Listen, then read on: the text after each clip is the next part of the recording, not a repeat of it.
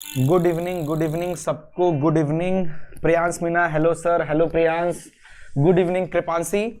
तो यार आज हम लोग का जो लेक्चर है, आई होप मेरा साउंड वगैरह सब कुछ सही आ रहा होगा। एक बार कंफर्म करके बता दो साउंड सही आ रहा है। ठीक है, आज की क्लास थोड़ी छोटी रखेंगे क्योंकि इस चैप्टर को मैंने जनरली दो पार्ट में डिस्ट्रीब्यूट किया है, रिफ्लेक्शन एंड रिफ्रैक्शन। तो आज की जो क्लास होगी हमारी ना, वो रिफ्लेक्शन पे होगा। पूरा का पूरा रिफ्लेक्शन से रिलेटेड आज हम लोग इस क्लास में डिस्कस करेंगे। ओके, सक्षम जैन, हेलो सर, बिल्कुल सक्षम आ जाओ। बहुत ही प्यारी क्लास रहेगा, ज्यादा देर की क्लास नहीं, कोशिश करेंगे 1 घंटे के अंदर अपन आज की लेक्चर को खत्म करें किसी भी हाल में। ठीक है, 1 घंटे के अंदर आज की क्लास को खत्म करेंगे। और आज की क्लास में लाइट में ना रिफ्लेक्शन का टॉपिक हम लोग कवर अप करने वाले हैं। सिर्फ और सिर्फ रिफ्लेक्शन ही कवर करेंगे क्योंकि दोनों टॉपिक अगर एक साथ पढ़ेंगे तो बहुत बड़ा हो सकता है, 3 घंटे की वीडियो बन जाए, है ना, क्योंकि तुम लोगों को भी पता है ये चैप्टर कितना लेंथी चैप्टर है। ठीक है, तो हम लोग आज सिर्फ और सिर्फ रिफ्लेक्शन टॉपिक को कवर करेंगे और इसके अंदर क्या क्या कंटेंट हम लोग को पढ़ना है अभी मैं आपको वीडियो में बताने वाला हूं, एंड देन इसका क्वेश्चन आंसर्स वगैरह स्टार्ट करेंगे लगाना। ठीक है, चलिए तो फिर अभी तक अगर चैनल को लाइक नहीं किया है, वीडियो को लाइक कर दीजिए, जल्दी से ग्रुप में शेयर कर दीजिए वीडियो को। जो भी नए लोग हैं अपने ग्रुप में शेयर कर दीजिए ताकि वो बच्चे भी पढ़ाई कर पाए। ठीक है, चलिए तो आज का जो हमारा टॉपिक है लाइट की रिफ्लेक्शन टॉपिक में हम लोग क्या क्या चीजें कवर अप करने वाले हैं। तो जनरली आज हम लोग ये पूरे टॉपिक को इस वीडियो में कवर करेंगे। आप कहोगे सर ये कुछ ज्यादा बड़ा हो जाएगा, तो ऐसी बात नहीं है, नंबर ऑफ क्वेश्चंस थोड़े कम है। चैप्टर्स को जो मैंने डिस्ट्रीब्यूट किया है काफी, जो रिफ्लेक्शन है ना, इसको लगभग 3, 3, 6, 7 पार्ट में मैंने इसको तोड़ा है। ठीक है, नंबर ऑफ क्वेश्चंस थोड़े कम है, इसलिए आज की क्लास में अपन रिफ्लेक्शन के ये सारे पॉइंट को कवर अप कर सकते हैं। ठीक है, चलिए तो हम लोग रिफ्लेक्शन ऑफ लाइट देखेंगे। स्फेरिकल मिरर आपको पता ही है, बहुत ही सिंपल टॉपिक है। मैं कोशिश किया हूं कि इस टॉपिक को जितना हो सके उतने टुकड़ों में तोड़ दूं ताकि हर एक टॉपिक को आप समझो और उससे रिलेटेड उसके क्वेश्चन समझ पाओ। ठीक है, बाद में कभी अपन मिक्स वाली स्कूल वगैरह में आप लोग प्रैक्टिस कर ही रहे होगे मिक्स वगैरह, बाकी टॉपिक वाइज में समझ लो ताकि ऐसा ना लगे कि ये टॉपिक मुझे नहीं आता। हर टॉपिक आप लोग को थोड़ा बहुत तो नॉलेज होना चाहिए। ठीक है, तो शुरू करते हैं। कल रिफ्रैक्शन वाला जो टॉपिक है वो कल हम लोग डिस्कस करेंगे, आज रहने देते हैं। तो स्टार्ट करते हैं, लाइट का रिफ्लेक्शन क्या होता है, चैप्टर का फर्स्ट टॉपिक। आज चैप्टर का फर्स्ट टॉपिक है हमारा रिफ्लेक्शन ऑफ लाइट। तो रिफ्लेक्शन ऑफ लाइट में सबसे पहले जरा हम लाइट के बारे में समझ लेते हैं। देखो यार, जब भी हमको कोई ऑब्जेक्ट को देखना है, जैसे ये देखो ये लड़का है, ठीक है, इसको ये रोज देखना है, तो जब इस रोज पे लाइट पड़ेगी ना, तो इस रोज से क्या होगी, कुछ लाइट रिफ्लेक्ट करेगी और तुम्हारे आंखों में जाएगी, तब जाकर वो ऑब्जेक्ट कहीं दिखेगा।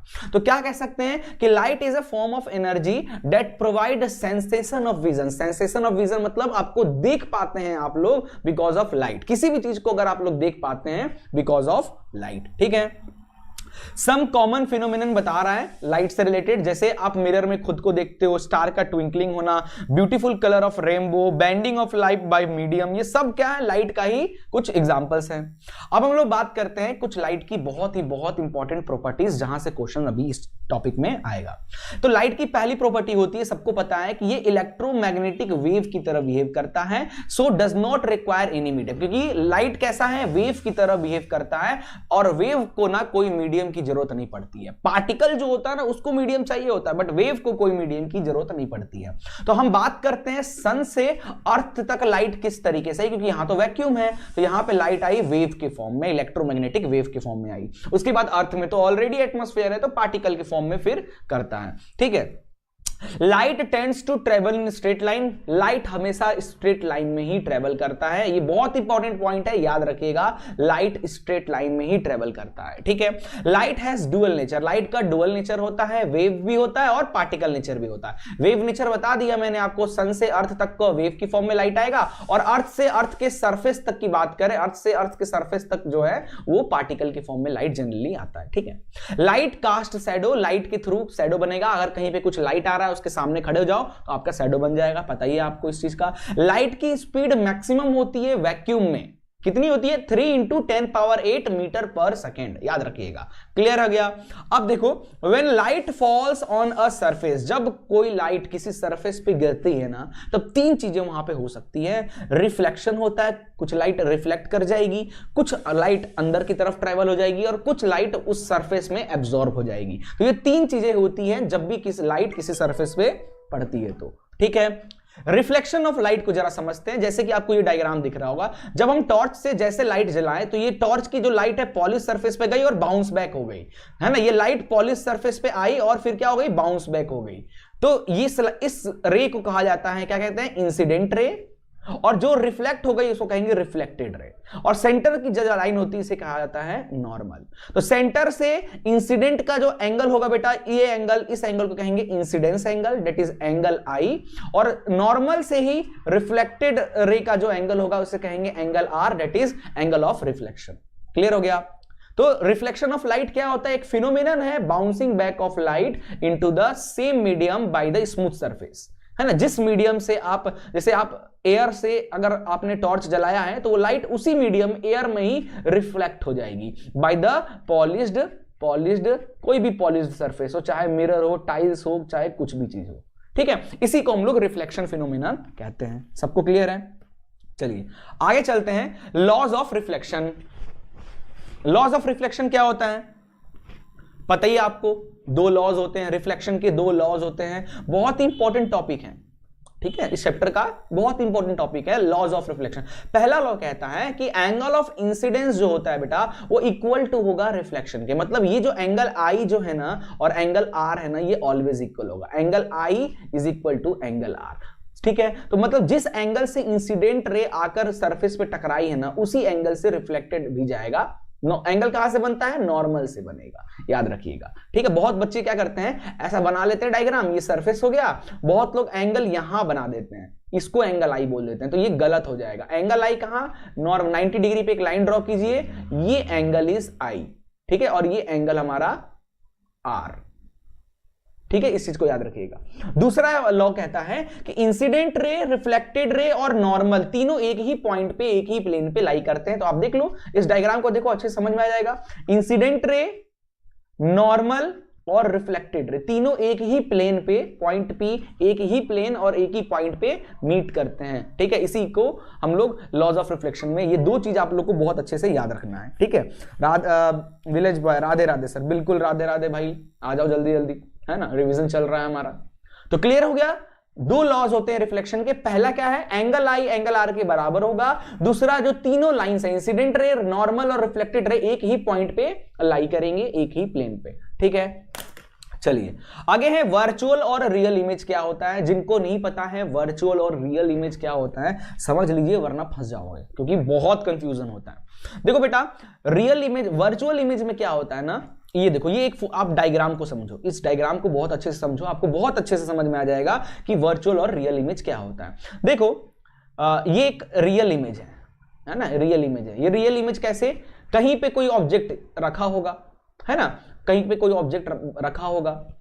तो देखो अगर मुझे इसको दिख रहा है, मैं आंखों से क्या देख रहा हूं, इसको, ये देखो लाइट्स जा रही है और लाइट्स रियल में ऐसी मीट कर रही हैं, तो ये जो इमेज बन रहा है कैसा है, ये रियल इमेज। और इसी का होलोग्राम बने, उसको कहा जाता है वर्चुअल इमेज। मतलब इसकी लाइन डॉटेड होती है, मतलब जो रियल में एग्जिस्ट नहीं करती। जैसे आप घरों प्लेन मिरर, हम बात करते हैं प्लेन मिरर का, तो प्लेन मिरर के सामने आप खड़े हो जाते हो, ठीक है, तो आपका जो अंदर जो इमेज बनता है, आपका जो इमेज अंदर बनता है, क्या वो रियल है, नहीं ना, वो तो परछाई है ना, इमेजिनरी है, तो वो कहलाएगा वर्चुअल इमेज। क्लियर है। तो दूसरा एक और चीज होता है, जो स्क्रीन पे बने, ऐसे इमेज जो स्क्रीन पे बने उसको रियल इमेज कहते हैं, और जो स्क्रीन पे ना बने उसको वर्चुअल इमेज कहते हैं। तो प्लेन मिरर में आपकी जो इमेज बनती है ना, वो स्क्रीन पे थोड़ी ना बनती है, तो मिरर के अंदर बन रही है ना, तो वो वर्चुअल कहलाएगी, ठीक है। क्लियर हो गया रियल एंड वर्चुअल इमेज सबको। राम आ गया, राम राम सर, बिल्कुल राम राम भाई, आ जाओ। कुछ डिफरेंशिएट है रियल इमेज और वर्चुअल इमेज के बारे में। देखो, formed when light rays actually meet, जब दो लाइट रेज एक्चुअल में मीट करती है ना, तब वहां पे हमारा बनता है रियल इमेज, ठीक है। Formed when light rays appear to meet, इसमें होता क्या है, जो लाइट रे है एक्चुअल में तो वो रिफ्लेक्ट हो चुकी है ना, बट उसका अगर डॉटेड लाइन को उसे पीछे अगर एक्सटेंड करें तो जो वर्चुअल इमेज बनेगा दैट इज वर्चुअल, ठीक है। कैन बी ऑब्टेन, स्क्रीन पे बनता है रियल इमेज, ये स्क्रीन पे नहीं बनता है।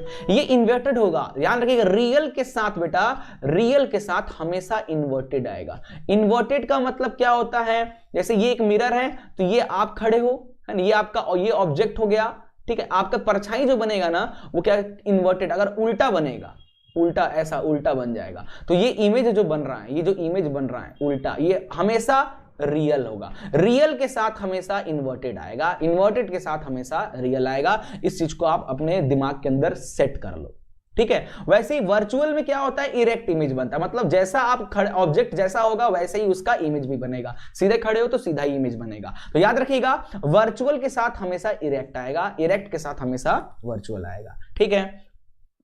क्लियर हो गया। Image formed on cinema screen, हमारा जो प्रोजेक्टर है, प्रोजेक्टर से जो इमेज बनता है वो स्क्रीन पे बनता है ना।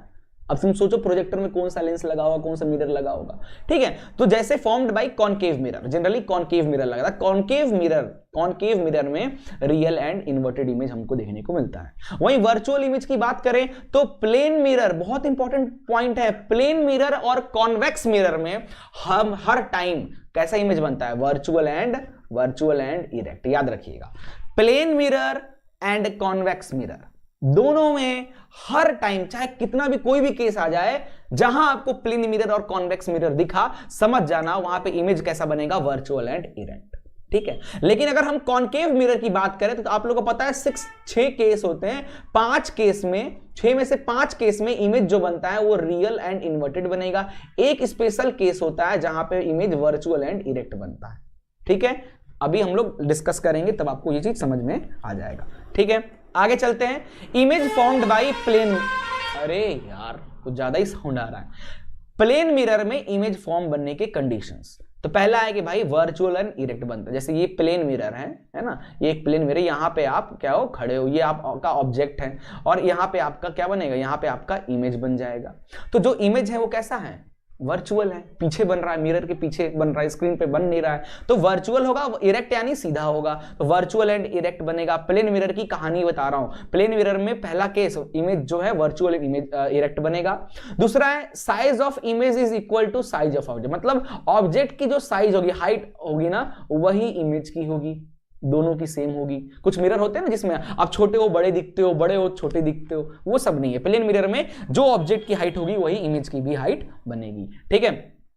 Image is formed as far behind the mirror as the object is front of it, मतलब ऑब्जेक्ट जितनी दूरी पे है, मतलब ऑब्जेक्ट की डिस्टेंस क्या होता है मिरर से, u, उतना ही आपके अंदर भी, मिरर के अंदर भी जो इमेज है ना उसकी दूरी भी सेम होगी, मतलब u is equal to v।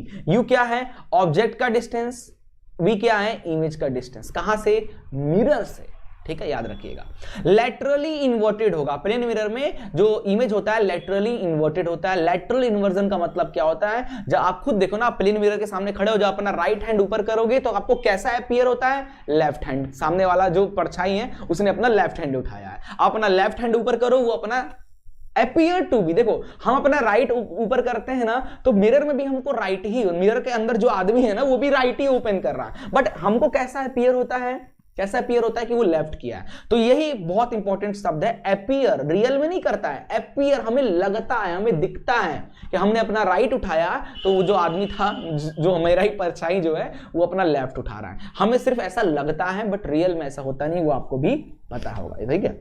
चलिए एप्लीकेशन, लैटरल इन्वर्जन का एक बहुत ही इंपॉर्टेंट एप्लीकेशन है एम्बुलेंस में। देख लो एम्बुलेंस में जो हमारा एम्बुलेंस होता है उसमें एम्बुलेंस बेटा उल्टा लिखा होता है, इस तरीके से उल्टा लिखा होता है, क्यों, क्योंकि एम्बुलेंस के आगे जो छोटी मोटी कार वगैरह चल रहे होंगे ना, उनके रियर व्यू जो मिरर होता है, कार के अंदर जो रियर व्यू मिरर होता है उसके अंदर एम्बुलेंस कैसा दिखे, सीधा दिखे। होता क्या है, लैटरल इन्वर्जन होता है, इधर की चीजें इधर आ जाती हैं, इसकी वजह से पूरा एम्बुलेंस सीधा दिखता है, इसलिए एम्बुलेंस पे एम्बुलेंस उल्टा लिखा जाता है। अगर यहां पे हम सीधा लिख देंगे तो यहां पे उल्टा बन जाएगा, तो फिर मैं पढ़ नहीं पाऊंगा तो समझ नहीं पाऊंगा, तो फिर हम रास्ता कैसे दूंगा, ठीक है। ये एक बहुत ही प्यारा एप्लीकेशन है, याद रखिएगा लैटरल इन्वर्जन का, ठीक है। चलिए क्वेश्चन स्टार्ट होता है, लीजिए क्वेश्चन नंबर 1, थोड़ा जल्दी करना है आज, है ना, आज नंबर ऑफ क्वेश्चंस मैंने कम रखा है, इट मींस ये नहीं कि थोड़ा लेट करें, जल्दी आंसर दीजिए ताकि अपन आगे बढ़ते चलें, ठीक है।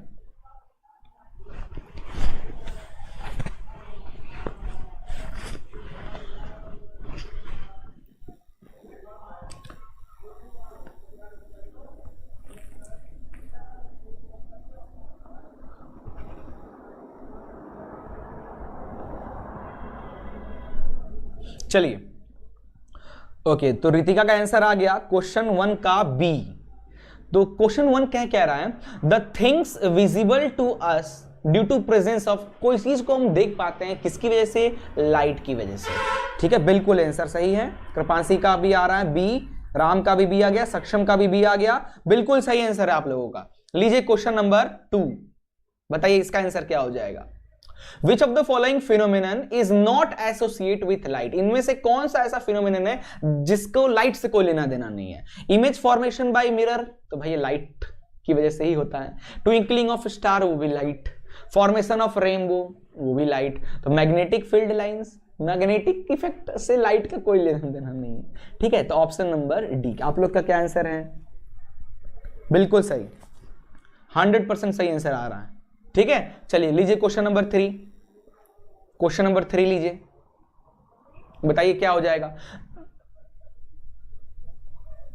The light incident on the highly polished surface rebounded into same medium in same और different direction is called, क्या कह रहा है, जो लाइट है इंसिडेंट कर रहा है हाईली पॉलिश्ड सरफेस पे और रिबाउंड हो जा रहा है, मतलब रिबाउंड हो जा रहा है, बाउंस बैक हो जा रहा है सेम मीडियम में, मतलब जिस मीडियम से लाइट एयर से आ रहा था एयर में ही रिबाउंड हो गया। इस फिनोमिनन को क्या कहते हैं? रिफ्लेक्शन, रिफ्रैक्शन, स्कैटरिंग या नन ऑफ दिस। बिल्कुल सिंपल सा है। क्वेश्चन 3 का रितिका कह रही है ए, बिल्कुल। कृपांशी का भी ए आ गया, बिल्कुल सही है। क्वेश्चन 3 का A answer, reflection of light. चलिए, बहुत इजी था। क्वेश्चन 4 ऐसे ही देखिए, इजी क्वेश्चन है इस चैप्टर में। अगला क्वेश्चन लीजिए, image formed by the plane mirror, plane mirror में इमेज कैसा फॉर्म होता है? लीजिए ऑप्शन आपके सामने, जल्दी जल्दी ऑप्शन पढ़िए, आंसर दीजिए।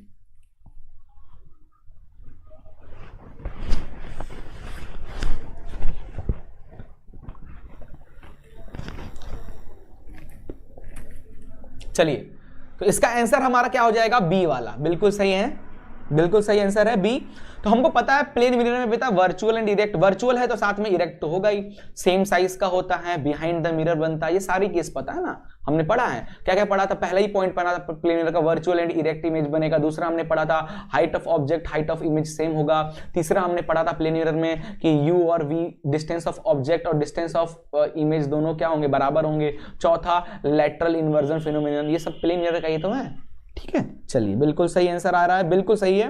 लीजिए क्वेश्चन नंबर 5 लीजिए। क्वेश्चन नंबर 5 है कि which type of mirror is used to get virtual, erect और laterally inverted and same size. अरे यार अभी तो समझाया, जल्दी दो। प्लेन मिरर, बिल्कुल सही आंसर है, प्लेन मिरर इसका आंसर हो जाएगा। चलिए आगे चलते हैं, क्वेश्चन नंबर 6 लीजिए, बताइए जल्दी से क्या हो जाएगा इसका answer. In reflection of light the angle of reflection is dash the angle of incidence, क्या हो जाएगा? रिफ्लेक्शन ऑफ लाइट में हमको पता है, लॉ ऑफ रिफ्लेक्शन में हमने पढ़ा है ना, लॉ ऑफ रिफ्लेक्शन की एक पहला वाला है, जो भी कहानी हमने पढ़ी थी अभी, क्या कहता है कि इंसिडेंट एंगल और रिफ्लेक्शन एंगल के बीच में क्या रिलेशन होता है? जल्दी बताइए, डैश क्या रिलेशन होता है? क्वेश्चन 5 का सी, सक्षम का आ गया, विलेज बॉय का भी आ गया, रितिका का भी आ गया, कृपांशी का भी आ गया, बिल्कुल बिल्कुल। क्वेश्चन 6 का ए, बिल्कुल सही है, इक्वल होते हैं, दोनों इक्वल होते हैं, बिल्कुल सही है। चलिए आगे चलते हैं, क्वेश्चन नंबर 7 लीजिए। क्वेश्चन नंबर 7 है कि the angle between the incident ray and reflected ray is 60, the angle of incidence कितना हो जाएगा? चलिए जल्दी बताइए कितना, 60 डिग्री, 45 डिग्री, 30 डिग्री या 90 डिग्री, कितना हो जाएगा? जल्दी बताइए, क्विक गाइस, जल्दी जल्दी, बहुत सारे क्वेश्चंस करने हैं।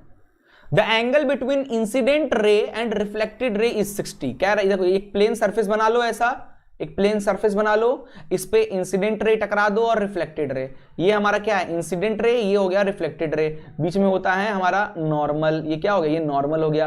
कह रहा है इनके बीच का एंगल, दोनों के बीच का एंगल 60 डिग्री है। तो बताओ एंगल आई और एंगल आर की वैल्यू क्या? The angle of incidence, angle I की वैल्यू पूछ रहा है, क्या होगा? तो हमको पता है जो नॉर्मल होता है क्या करता है? बीच से काटता है। अगर ये पूरा 60 है तो ये कितना हो जाएगा? 30, कितना हो जाएगा? 30, आंसर सी, बिल्कुल सही है। 7th का ए, 7th का ए कैसे होगा यार?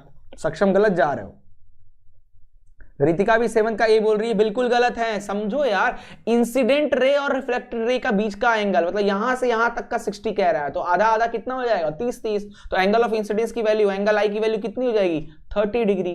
ठीक है, चलिए, हो जाता है गलती कभी कभी, कोई बात नहीं। क्वेश्चन नंबर 8 ले लो, क्वेश्चन नंबर 8 ले लो, बताओ इसका आंसर क्या हो जाएगा? The angle of incidence for a ray of light having zero reflection angle. ठीक है, द एंगल ऑफ इंसिडेंस कह रहा है for a ray of light having zero reflection angle. मतलब क्या हुआ है, ये हमारा सरफेस हो गया, ठीक है, ठीक है। अब ये हमारा क्या है, ये हमारा नॉर्मल है, ये हमारा नॉर्मल, आपको पता है ये नॉर्मल, ठीक है। तो बताओ, कह रहा है कि एंगल ऑफ रिफ्लेक्शन जो है ना, the ray of light having zero reflection, ठीक, जीरो रिफ्लेक्शन मतलब जिस जीरो रिफ्लेक्शन मतलब ये है हमारा रिफ्लेक्टेड रे। तो बताइए इंसिडेंट रे का एंगल क्या होगा? क्या आंसर है? 8 का डी, जीरो आ रहा है, बिल्कुल सही है। हमको पता है ना भाई, एंगल आई हमेशा एंगल आर के बराबर होगा। तो अगर कह रहा है रिफ्लेक्टेड रे जो है उसका एंगल जीरो है, तो एंगल आई भी कितना हो जाएगा? जीरो ही हो जाएगा। बिल्कुल सही आंसर है। लीजिए क्वेश्चन नंबर 9। क्वेश्चन नंबर 9 है कि state two laws of reflection of light. Reflection of light के दो लॉज बताइए। पहला लॉ है एंगल आई एंगल आर के बराबर होता है। दूसरा है इंसिडेंट रे, नॉर्मल और reflected ray all lie on the same plane and point. बताइए ये चीज, ठीक है। चलिए ये आपका लिए इसका आंसर मैंने यहां पे रख दिया, वीडियो पॉज करके पढ़ सकते हो।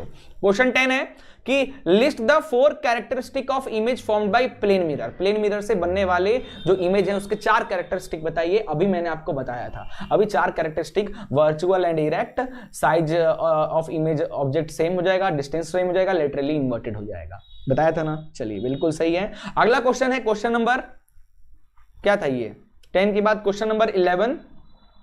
स्टेट द डिफरेंस बिटवीन रे और बीम में क्या डिफरेंस है?